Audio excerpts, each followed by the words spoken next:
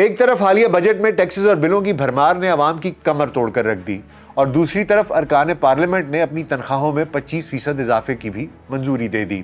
آپ صرف first class میں سفر کر سکتے ہیں، بزنس کلاس میں سفر کر سکتے ہیں، آپ کو اکانومی کلاس میں کیڑے کاٹتے ہیں۔ آپ کیا کوئی آسمان سے اتری مخلوق ہیں کہ آپ کے لیے یہ تمام مراعات ہوں اور جو غریب ہے اس کو آپ انسان تک نہ سمجھیں؟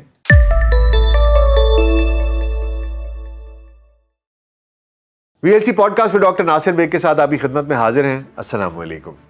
پاکستان میں قومی وسائل اور قومی جذبے کی کمی نہیں، بلکہ یہ حکمرانوں کے انداز و اطوار ہیں جو قومی معیشت اور عوامی بدحالی کے ذمہ دار ہیں۔ ایک جانب افسرشاہی ہے جس کی ساخت اور مزاج نوآبادیاتی دور والا ہے، جس سے لامحدود اختیارات اور وسائل میسر ہیں، لیکن بیوروکریسی ہی ہماری قومی معیشت کا وہ سوراخ ہے جو قومی خزانے کو بھرنے نہیں دیتا۔ اور دوسری جانب حکومت اور پارلیمنٹ ہے جسے اپنی مراعات اور عیاشیوں میں اضافے سے ہی فرصت نہیں۔ اس طرح سے مجموعی طور پر ہمارے حکمران طبقے کے نزدیک عوام رعایا اور سرمایہ دار ایک امکان سے زیادہ حیثیت نہیں رکھتے۔ حکومت بلکہ حکمران طبقہ کہہ لیجئے کہ ان کے نزدیک بس ان کی اپنی معیشت بہتر ہونی چاہیے اور مراعات کے چشمے رواں دواں رہنے چاہیے۔ عوام اور قومی معیشت سے ان کا محض بیانات سے ہٹ کر کوئی لینا دینا نہیں ہے۔ آج کی نشست میں آپ کو ارکان پارلیمنٹ اور صوبائی اسمبلی کی تنخواہوں اور مراعات سے متعلق کچھ تھوڑی سی تفصیلات فراہم کریں گے۔ خیال رہے کہ حالیہ بجٹ میں جہاں ٹیکسز کی بھرمار کر کے عوام پر ناقابل برداشت بوجھ ڈال دیا گیا ہے اور بجلی کے بلوں میں بے تحاشا اضافے سے عوام کی کمر توڑ کر رکھ دی گئی ہے، وہیں اسی بجٹ میں ارکان پارلیمنٹ نے اپنی تنخواہوں میں 25% اضافہ بھی منظور کر لیا ہے۔ آپ کو بتاتے ہیں کہ ارکان پارلیمنٹ جو مزدور کی کم سے کم تنخواہ مقرر کرتے ہوئے 32 سے 35 ہزار کی رقم کو خطیر سمجھتے ہیں، وہ حالیہ اضافے سے پہلے کیا تنخواہیں اور کیا مراعات لے رہے تھے، اور اب انہوں نے اپنی قسم پرسی کی حالت کو بہتر بنانے کے لیے کتنا اضافہ کیا ہے۔ رواں مالی سال کے بجٹ میں اخراجات کم کرنے کی بجائے بعض حکومتی اداروں کے سالانہ بجٹ میں اضافہ کر دیا گیا ہے۔ اس کے ساتھ ساتھ ارکان پارلیمنٹ کی تنخواہوں الاؤنسز میں اضافے کی تجاویز بھی منظور کر دی گئی ہیں، جس کے تعین کی ذمہ داری وفاقی حکومت سے متعلقہ ایوان کی فائنانس کمیٹی کو منتقل کر دی گئی ہیں، جس نے ہر سطح کے ارکان پارلیمنٹ، سینٹ، قومی اسمبلی، صوبائی اسمبلی کی مراعات اور تنخواہوں میں 25% اضافہ کر دیا ہے۔ اس کے ساتھ ساتھ اراکین اسمبلی کے لیے سفری الاؤنس 10 روپے سے بڑھا کر 25 روپے فی کلومیٹر یہ بھی کر دیا گیا ہے۔ اس کے علاوہ ارکان پارلیمنٹ کے لیے غیر استعمال شدہ سالانہ ایئر لائن ٹکٹس منسوخ ہونے کی بجائے اگلے سال تک جاری رہیں گے، جبکہ سالانہ ٹریول واؤچرز کی تعداد بھی 25 سے بڑھا کر 30 کر دی گئی ہے۔ خیال رہے کہ پاکستان کا موجودہ پارلیمانی نظام 8 عدد بلاکس پر مشتمل ہے۔ نمبر 1 قومی اسمبلی جس کے اراکین کی تعداد 330 ہے، سینٹ جس کے ارکان کی تعداد 104 ہے، پنجاب اسمبلی 371 ارکان، سندھ اسمبلی 168 ارکان، خیبر پختونخوا اسمبلی 124 ارکان، بلوچستان اسمبلی 65 ارکان، گلگت بلتستان اسمبلی 33 ارکان اور آزاد جموں و کشمیر اسمبلی 49 ارکان۔ تقریباً 1256 کے قریب یہ لوگ بنتے ہیں۔ پاکستان کے پارلیمانی نظام قومی اسمبلی، سینٹ اور صوبائی اسمبلیوں کے یہ تمام اراکین ہیں۔ حالیہ اضافے سے پہلے 342 ارکان قومی اسمبلی ماہانہ تقریباً 3 لاکھ روپے تنخواہ لے رہے تھے، جو 25% اضافے کے بعد اب یہی کوئی 3.25-4 لاکھ کے قریب ہو گئی ہے۔ ان کی دیگر مراعات میں telephone allowance 8,000، supplementary allowance 10,000، relief allowance 15,000، اگر چیئرمین سٹیئرنگ کمیٹی ہیں تو 25,000۔ اس طرح کل 4 لاکھ سے زائد روپے ہی بن جاتے ہیں۔ کمیٹی کی میٹنگ یا اجلاس میں حاضری کا ڈیلی الاؤنس 4800 روپے ہے، ordinary 2800، housing allowance 2080، conveyance allowance 2000، اور یہ الاؤنسز اجلاس کے آغاز سے 3 دن قبل اور اختتام کے 3 دن بعد تک ادا کیے جاتے ہیں، جبکہ اگر کمیٹی ہے تو اس کے آغاز سے 2 دن پہلے اور 2 دن بعد تک یہ الاؤنسز ادا کیے جاتے ہیں۔ اور کہانی یہی ختم نہیں ہوتی جناب، by business class ticket, rail A C class, by road سفر ہو تو 10 کلومیٹر پر 1 litre petrol free as a travelling allowance, 3 lakh کے فری واؤچرز، 90,000 سالانہ الاؤنس، ہر ممبر پارلیمنٹ کو دفتر اور گھر میں ٹیلی فون فری لگاتے ہیں، میڈیکل کے حوالے سے 22ویں گریڈ کے برابر فری میڈیکل کی سہولیات ادا کی جاتی ہیں، چیئرمین اسٹینڈنگ کمیٹی ہو یا پارلیمانی سیکرٹری کے اجلاس میں آئے ہوں تو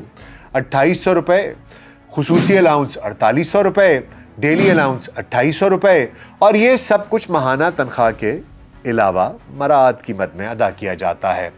دلچسپ بات یہ ہے کہ منتخب ارکان اسمبلی مخصوص نشستوں کے لیے منتخب ہونے والی خواتین سینیٹرز، مشیر جو کہ وزیر اعظم کے مشیر ہوں یا ایڈوائزرز ٹو وزیر اعلیٰ ہوں، ایڈوائزر ٹو وزیر اعظم ہوں، سب کی تنخواہوں میں اور ہر اجلاس میں آنے جانے کا ٹی اے علیحدہ سے، پیٹرول علیحدہ سے، سفری اور میڈیکل کی سہولیات علیحدہ علیحدہ، یہ سب کچھ بھی مراعات کی مد میں شامل ہے۔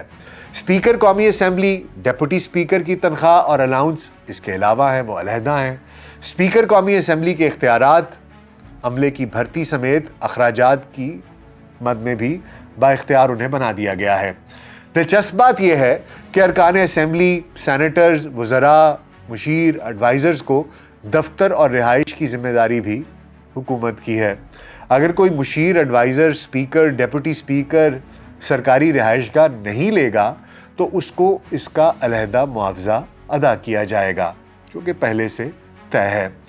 ٹیلی فون، بجلی کا بل، گیس کا بل، پیٹرول اور دفتری اخراجات گورنمنٹ برداشت کرے گی۔ سرکاری رہائش میں سیکیورٹی، ٹیلی فون، بجلی حکومت کی ذمہ داری ہوگی۔ اسپیکر کے لیے ڈیلی الاؤنس 1000 روپے ملے گا۔ ٹورز پر جائیں تو اخراجات گورنمنٹ برداشت کرے گی۔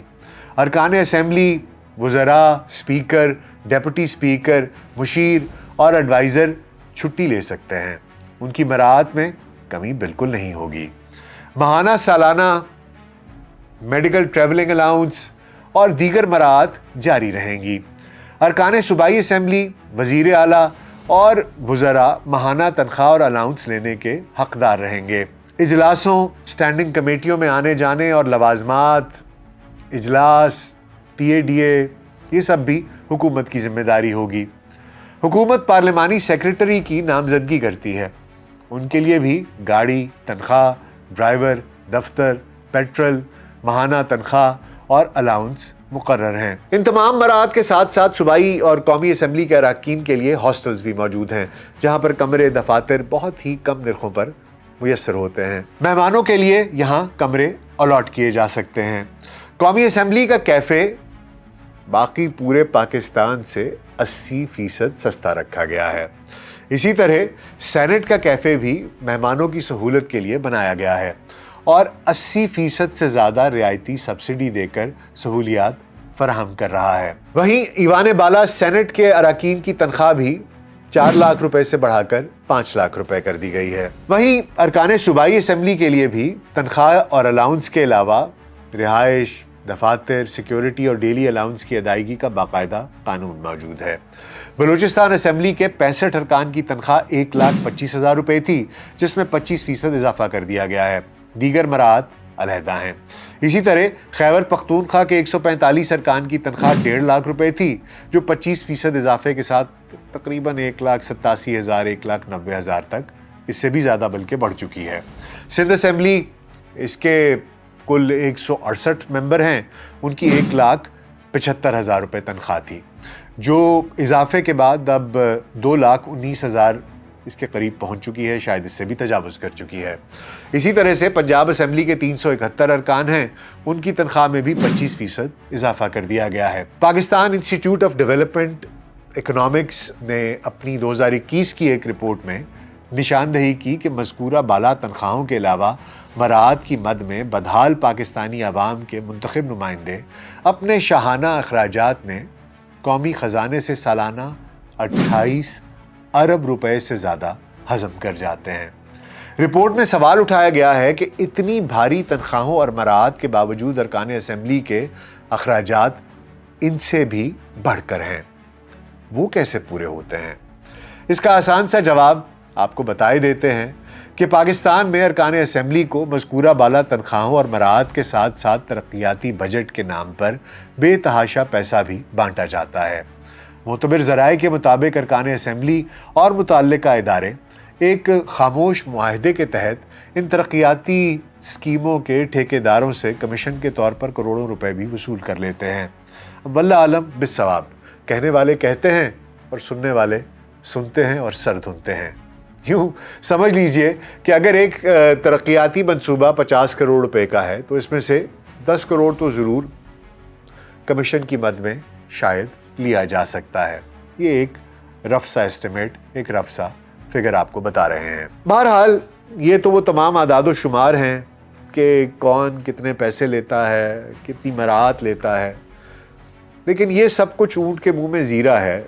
अगर आप उनके शाहाना तर्ज़ ज़िंदगी की तरफ नज़र दौड़ाएं, सिर्फ जो गाड़ियां हैं वही करोड़ों अरबों की हैं, जिन घरों में वो रहते हैं, जिस किस्म का लाइफस्टाइल है, वो एक आम पाकिस्तानी तो उसका तसव्वुर भी नहीं कर सकता। और इसके अलावा वो जो एक गुरूर है कि मैं मेंबर पार्लियामेंट हूँ, गुरूर इस बात पर ज़रूर होना चाहिए, लेकिन इस बात पर होना चाहिए कि मुझे इतने लाख लोगों ने मुंतखब करके ईवान में भेजा है, ना कि इस बात का कि मैं कोई बहुत तुर्रम खान बन गया हूँ, कोई तोप चीज़ बन गया हूँ और कोई एक आम आदमी मेरे सामने नहीं आ सकता। मेरी गाड़ी के आगे झंडा लहराता है, आगे पीछे सिक्योरिटी की गाड़ियाँ हैं जो कि हूटर बजाती हुई रास्ते से ट्रैफिक को हटाती हुई मुझे मेरी मंजिल मकसूद तक ले जाती हैं। दरअसल मुमलिकत खुदादाद में जब से हम आज़ाद हुए, शायद शुरू के कुछ बरसों को छोड़कर, हमने इस मुल्क को अपनाया नहीं,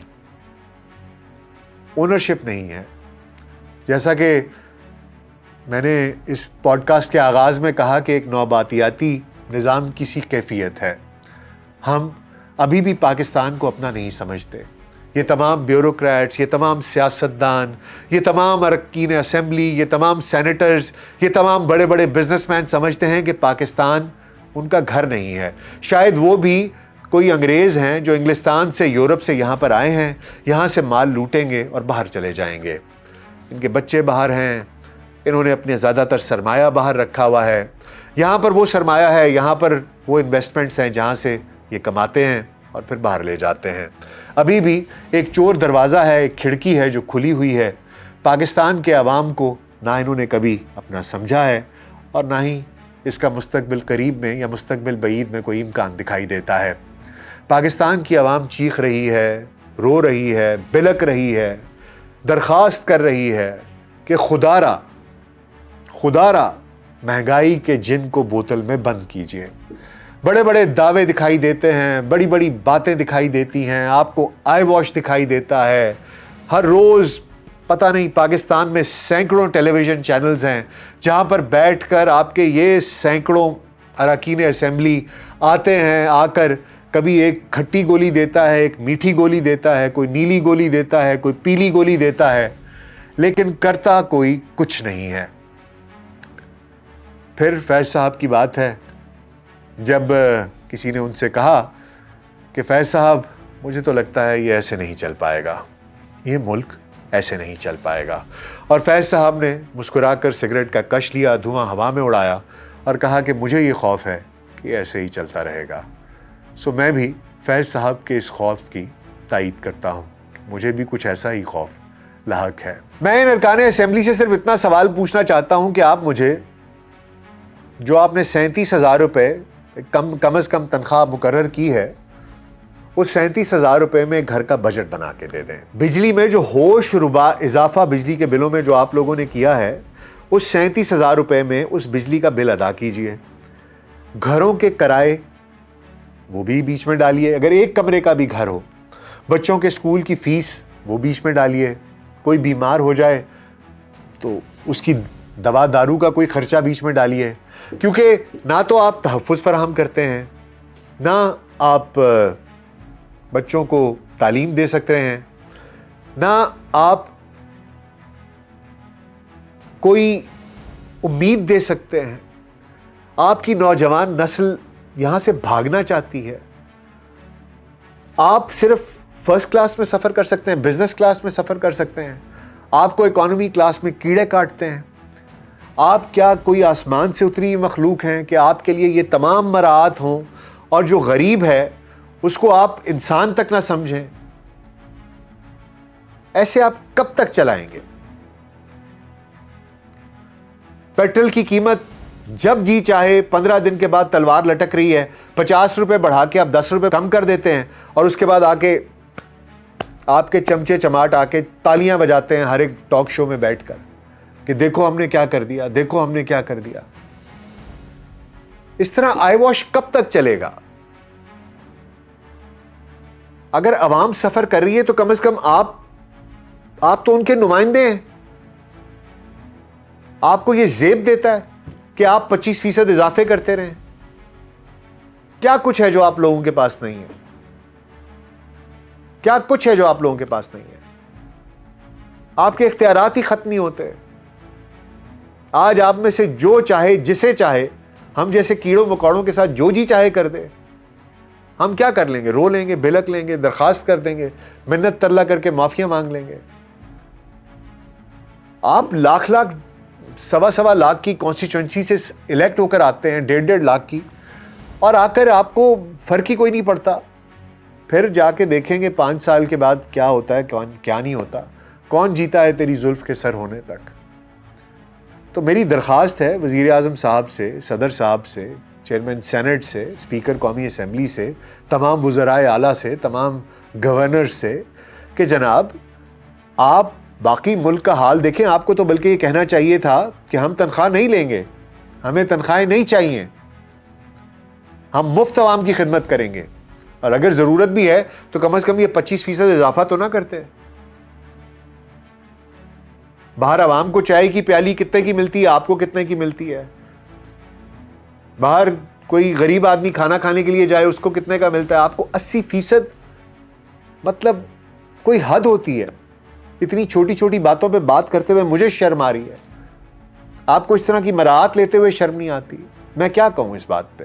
میری آپ لوگوں سے گزارش ہے, تمام ارباب اختیار سے, کہ مہربانی فرمائیے یہ بیوروکریسی اور یہ جو آپ کی پارلیمنٹ ہے, تمام مقننہ ہے, اس کے اخراجات میں کچھ کمی کیجئے. یہ اربوں روپے, سالانہ 28 ارب روپیہ ان غریب لوگوں کا خون نچوڑ کر ایک اجلاس پہ پتہ نہیں کتنے کروڑوں روپے خرچ ہو جاتے ہیں. کروڑوں روپے. اب آپ سوچیں, یہ ہر ممبر کو اتنے پیسے ادا کیے جا رہے ہیں, تو جتنے اجلاس ہوں گے 3 دن پہلے 3 دن بعد وہ آئیں گے, ان کو یہ تمام الاؤنسز ملیں گے. 2 دن کا بھی اجلاس ہو, 8-10 دن کا TADA, تمام الاؤنسز ملتے ہیں.